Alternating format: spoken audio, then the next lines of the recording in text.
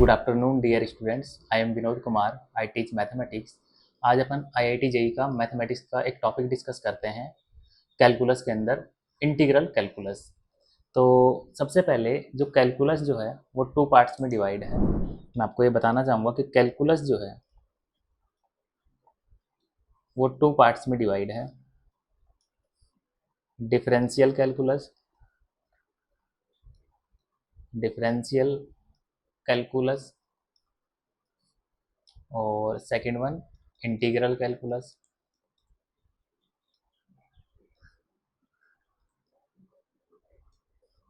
तो differential calculus जिसके अंदर आप डिफरेंशिएशन के बारे में पढ़ते हैं, डेरिवेटिव के बारे में पढ़ते हैं, डेरिवेटिव निकालते हैं अपन,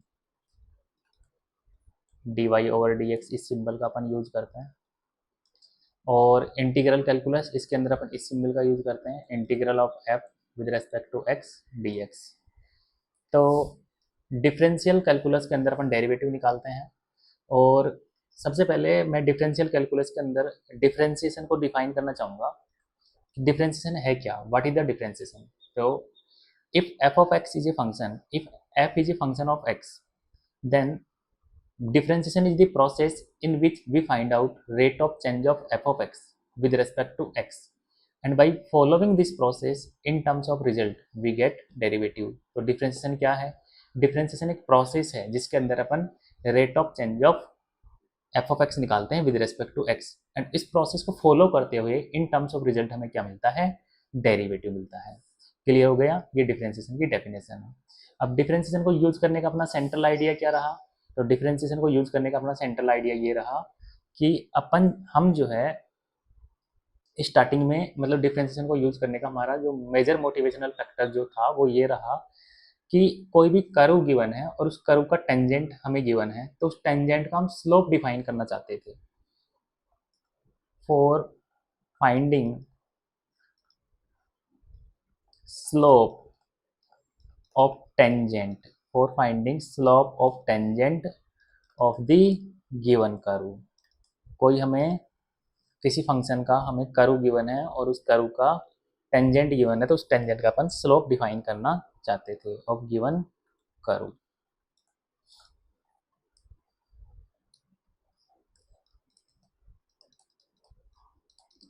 कोई फंक्शन का हमें कर्व गिवन है, उस कर्व का हमें टेंजेंट गिवन है, तो उस टेंजेंट का अपन हम स्लोप निकालना चाहते थे।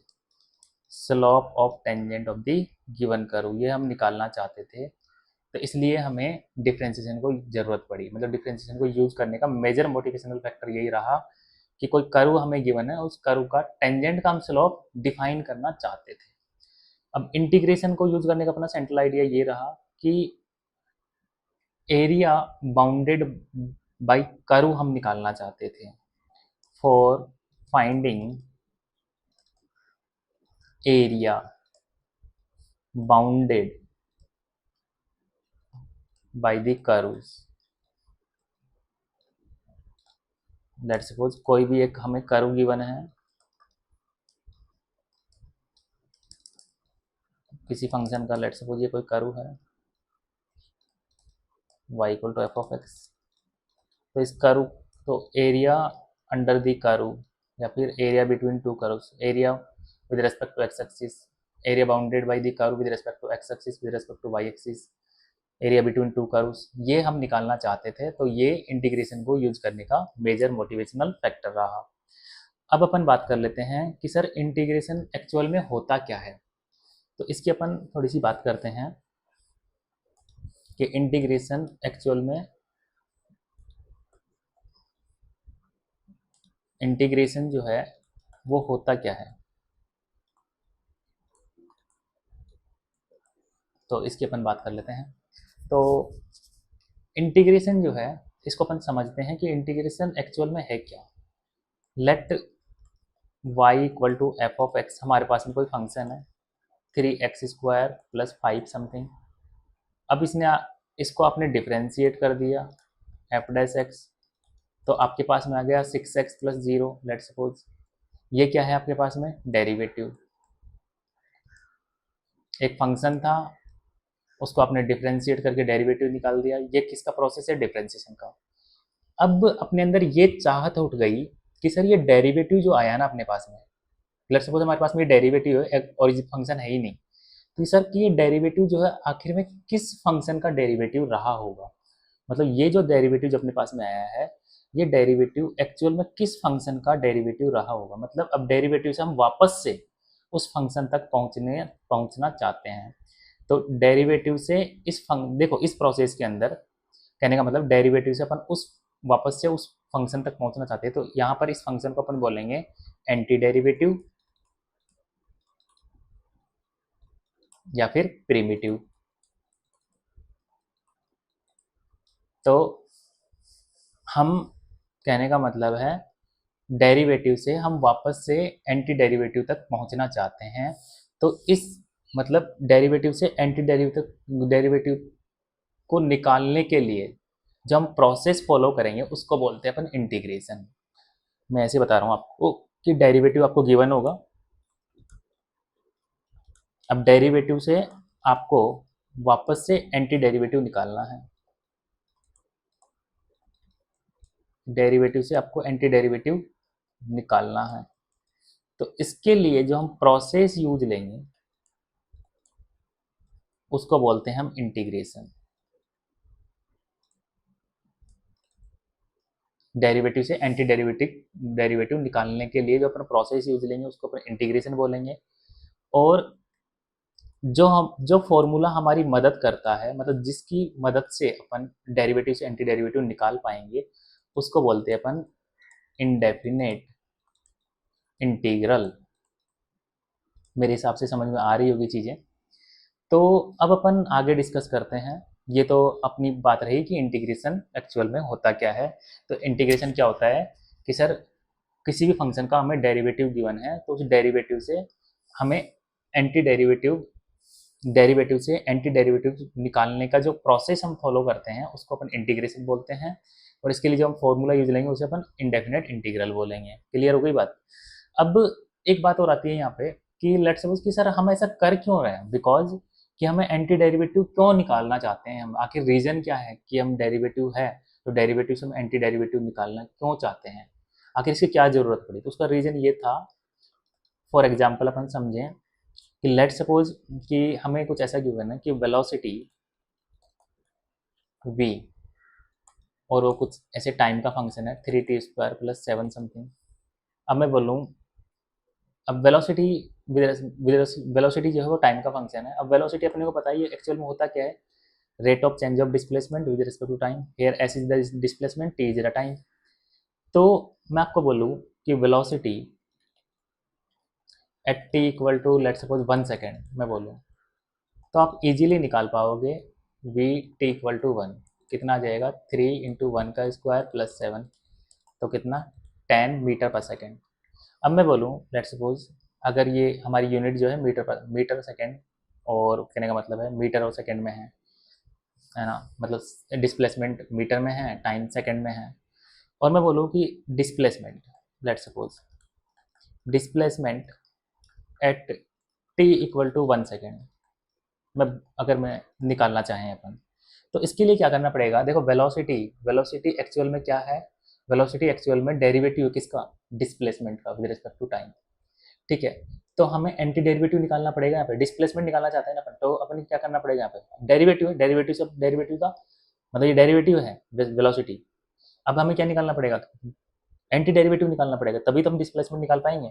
तो यहाँ से हम क्या करेंगे, वेलोसिटी जो कि हमें गिवन था ds/dt होता है, वो गिवन था हमें 3t² + 7 समथिंग। अब यहाँ पे डिस्प्लेसमेंट हमें निकालना है, तो अब हमें क्या निकालना पड़ेगा, एंटी डेरिवेटिव निकालना पड़ेगा। और एंटी डेरिवेटिव निकालने का मतलब है हमें इसको इंटीग्रेट करना होगा बोथ साइड। तो अब यहाँ से आप निकाल दो इजीली, कोई दिक्कत नहीं है। s दिया जाएगा 3t³ + 70 समथिंग। तो s equal to t equal to 1 second पर आपको निकालना है, तो कितना हो जाएगा 1³ + 7 × 1 मतलब 8 मीटर। क्लियर हो गई वाली चीज़।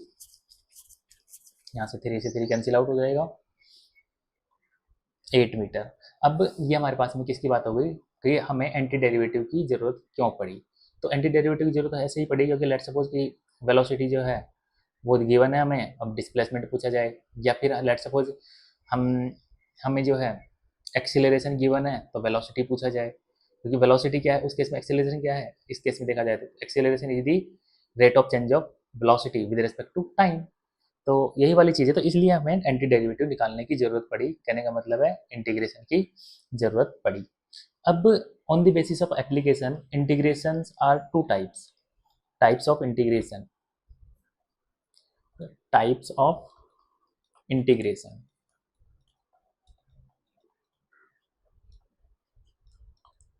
Types of integration on the basis of application integration are two types. पहला है इंडेफिनेट इंटीग्रेशन, इंडेफिनेट इंटीग्रेशन, और सेकंड है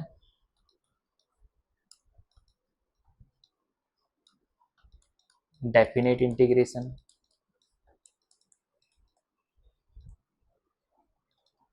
अब इनडेफिनेट इंटीग्रेशन एक्चुअल में क्या होता है कि लेट्स सपोज देखो, अपने डेरिवेटिव से एंटी डेरिवेटिव निकालने की जो नीड जो है उसको फुलफिल करता है हमारा इंडेफिनेट इंटीग्रेशन। और डेफिनेट इंटीग्रेशन किस नीड को फुलफिल करेगा, ये हमारी नीड को फुलफिल करेगा area bounded by the curve निकालने को। मतलब area bounded by the curve जो है उसको निकालने के लिए अपन यूज लेंगे डेफिनेट इंटीग्रेशन, और एंटी डेरिवेटिव निकालने के, डेरिवेटिव से एंटी डेरिवेटिव निकालने के लिए अपन यूज लेंगे इंडेफिनेट इंटीग्रेशन। क्लियर हो गई बात?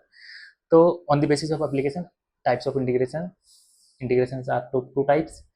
अब अपन बात कर लेते हैं थोड़ा सा और। देखो डिफरेंशिएशन के अंदर अपन क्या कर रहे थे, कोई भी फंक्शन गिवन था उस फंक्शन को अपन डिफरेंशिएट कर रहे थे और डिफरेंशिएट करके डेरिवेटिव निकाल रहे थे। अब अपन क्या कर रहे हैं, डेरिवेटिव से वापस से उस फंक्शन को निकालना चाहते हैं, निकालना चाह रहे हैं या फिर निकाल रहे हैं। तो मैं इसे बोल सकता हूँ कि डिफरेंस की integration, sorry, integration is the reverse process of differentiation. Integration यहाँ से अपन थोड़ा सा लिखेंगे इसको, integration, integration is the reverse process, is the reverse process of differentiation। Integration is the reverse process of differentiation. कहने का मतलब है अब इंटीग्रेशन के अंदर हमारे हमारे पास में क्या होगा,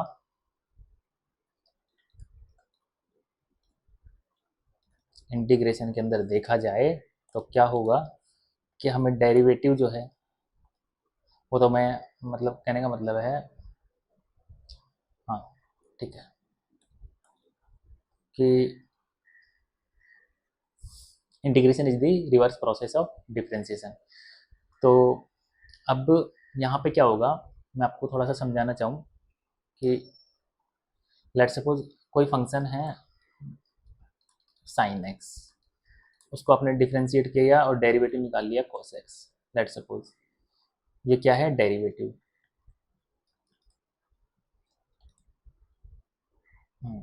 ये डेरिवेटिव है। अब मैं cos x को यहाँ पे इंटीग्रेट करूँ तो क्या आता है मेरे पास में, sin x प्लस सी। तो यहाँ पे ये c जो है, ये c क्या चीज़ है इसको अपन समझते हैं, इसको थोड़ा सा अपन डिटेल में देखते हैं हल्का सा कि ये c आखिर में है क्या। तो लेट्स सपोज आपने d over d x sine x किया तो आपके पास में आता है cos x, d over d x आपने sine x plus under root 2 किया तो भी आपके पास में cos x आता है, d ओवर डी एक्स आपने साइन एक्स माइनस 1000 किया या फिर प्लस माइनस 1000 किया तो भी आपके पास में cos x आता है। तो कहने का मतलब है देखो कांस्टेंट, यहाँ पे कांस्टेंट जो है डिफरेंट डिफरेंट है, फिर भी मतलब यहाँ पे √2 है, यहाँ पे प्लस का 1000 है, फिर माइनस का 1000 है, तो भी हमारा डेरिवेटिव जो है सेम आ रहा है। तो कहने का मतलब ये है कि अब हमें मतलब कहने का मतलब ये है कि यहाँ पे, हाँ, तो कहने का मतलब ये है कि हमें जो इंटीग्रेशन जो है, इंटीग्रेशन जो है वो एक्चुअल में इंटीग्रेशन जो है वो हमें ओरिजिनल फंक्शन नहीं देता है, केवल ओनली फंक्शन नहीं देता, वो हमें क्या देता है, फैमिली ऑफ फंक्शन देता है। क्या देता है, फैमिली ऑफ फंक्शन। तो यहाँ पे सी जो है सी यही आर्बिट्री कॉन्स्टेंट है जो कि यहाँ पे चेंज हो रहा है, यहाँ पे कुछ इसकी वैल्यू कुछ हो रहा है, इसकी वैल्यू, तो हमें इसकी वैल्यू पता नहीं है, इसलिए हम यहाँ पे इसको सी यहाँ पे लिख देते हैं। ठीक है, तो ये एक कांस्टेंट है जिसकी वैल्यू हमें पता नहीं है, क्योंकि यहाँ पे जो है, यहाँ पे डिफरेंट डिफरेंट कांस्टेंट है, कांस्टेंट होगा बट डेरिवेटिव सेम रहने वाला है, इसलिए अपन इसको ऐसा लिख देते हैं, मतलब यहाँ पे सी लगा देते हैं। अब अपन आगे थोड़ा सा बात कर लेते हैं कि फॉर्मूला ऑफ इंटीग्रेशन, फॉर्मूला की बात कर लेते हैं अपन। फॉर्मूला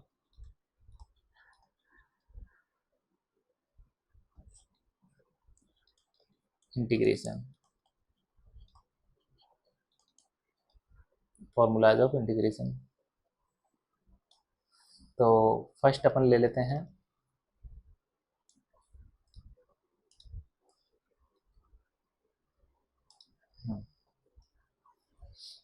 इसके अंदर, लेट सपोज मैं ले लूँ इंटीग्रेशन के अंदर formula x raise to n d x, तो क्या होगा, x raise to n plus one divided by n plus one plus c, ये फर्स्ट फॉर्मूला। सेकंड फॉर्मूला, यहाँ पे देखो x कोई वेरिएबल है, n जो है कोई रियल नंबर है, तो अगर ऐसा है तो x raise to n plus one divided by n plus one plus c, और यहाँ पे एक चीज़ और, n नेवर भी equal to minus one, because इस केस में नॉट डिफाइंड बन जाएगा। तो अब अपन आगे देख लेते हैं, one upon x d x. अब वन अपॉन एक्स किसका डेरिवेटिव है, l n of mod x का, तो l n of mod x plus c, और integration of e raise to x d x, तो ये क्या होगा, l n, sorry, e raise to x plus c. Fourth one ले लेते हैं, a raise to x d x, तो ये क्या होगा, a raise to x divided by l n a plus c, ऐसा कुछ। अब अगर अपन यहाँ पे ए कोई भी जो है रियल नंबर है, अब अपन आगे कुछ बात कर लेते हैं और फॉर्मूला की।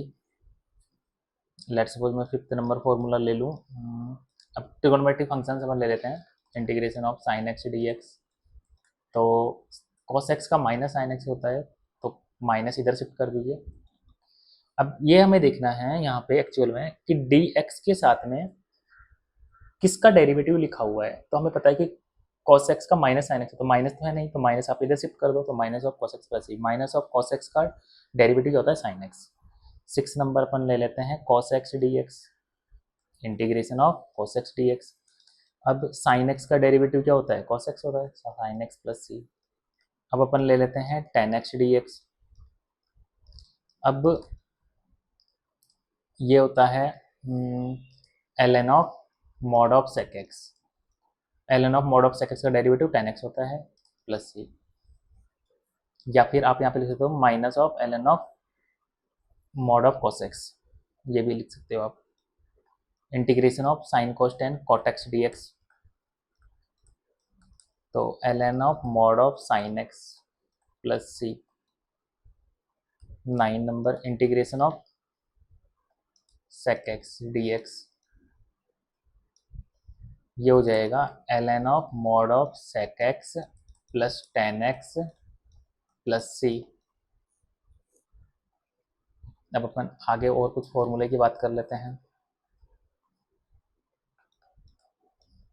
cosec x dx, तो ln of mod of cosec x minus cot x plus C.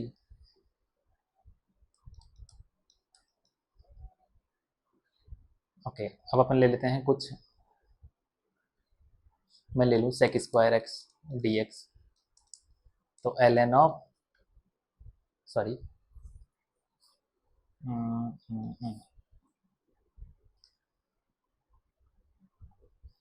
sec square x, ये हो जाएगा अपने पास में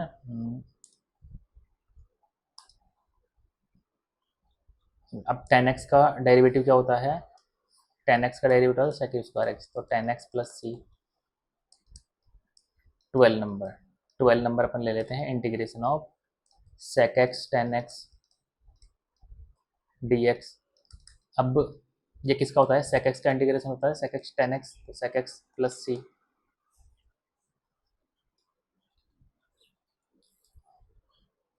अब अपन ले लेते हैं आगे integration of cosec x cot x। अब cosec x cot x किसका होता है, माइनस ऑफ cosec x का, तो minus of cosec x plus c। 14 number अपन ले लेते हैं। ठीक है, हाँ एक और ले लेते हैं cosec स्क्वायर x dx। अब हमें पता है cot x का होता है माइनस cosec स्क्वायर x, तो माइनस इधर शिफ्ट करो तो minus of cot x plus c। अब 15 नंबर अपन कुछ ले लेते हैं इंटीग्रेशन ऑफ 1/√ऑफ a square minus x square d x. तो ये क्या होगा, sine inverse x by a plus c. और अपन ले लेते हैं integration of x square 1/x² plus a square d x. ये क्या था हमारे पास में, integration of 1/√a² minus x square d x. इसका होगा sine inverse x by a plus c. इसको अपन देखो, अब आप इन टर्म्स ऑफ कॉस भी लिख सकते हो, minus of cos inverse x by a plus c. Similarly ये क्या होगा हमारे पास में, ये होगा tan inverse x by a plus C.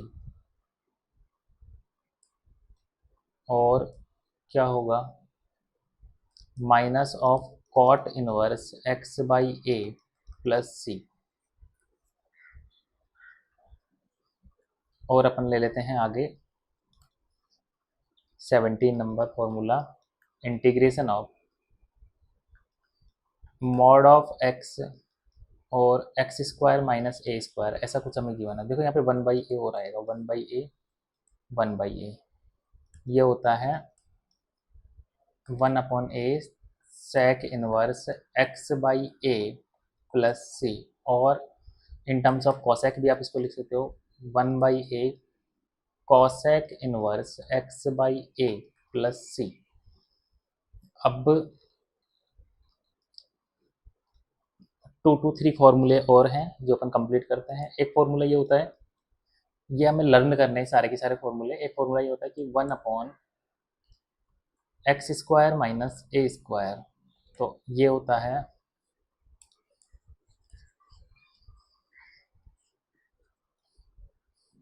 18 number formula, 1/√x² minus a square d x. ये होता है 1/2a ln of x minus a upon x plus a plus c. और एक ये फॉर्मूला होता है 1/इंटीग्रेशन a² minus x square d x. ये होता है 1/2a ln of mod of a plus x upon a minus x plus c. अब 2 फॉर्मूले और हैं छोटे छोटे से, ये आपके फॉर्मूले कंप्लीट होते हैं। ये आपको अच्छे से लर्न करने हैं सारे के सारे। एक फॉर्मूला ये है कि 1/√ऑफ x² प्लस ए स्क्वायर। ऐसा हो तो हमें क्या करना है, ln of mod of x plus √ऑफ x² plus a square plus c. और एक 21st नंबर लास्ट फॉर्मूला ये है √ऑफ x² माइनस ए स्क्वायर, 1/√ऑफ x² minus a square, this is a square. ये होता है ln of mod of x plus x² minus a square. ये आपके पूरे फॉर्मूले, मतलब ऑलमोस्ट सभी फॉर्मूले कंप्लीट होते हैं। Thank you so much.